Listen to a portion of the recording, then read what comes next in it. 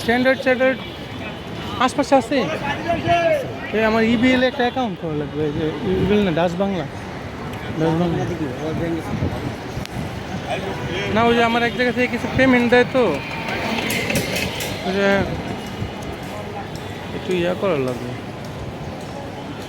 ফল ফলা দিই।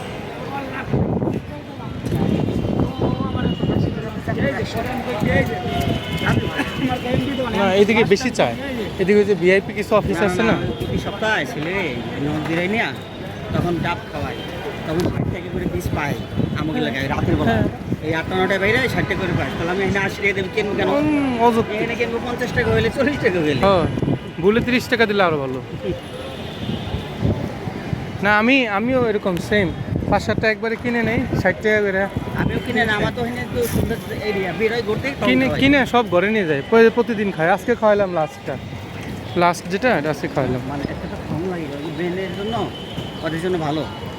তা জানি না কিসের জন্য ভালো, তবে এটা খাইলে ভালো এটা জানি। এটা তো 20 টাকা হলে একটা কথা। 30 টাকা 50 টাকা বেছেন।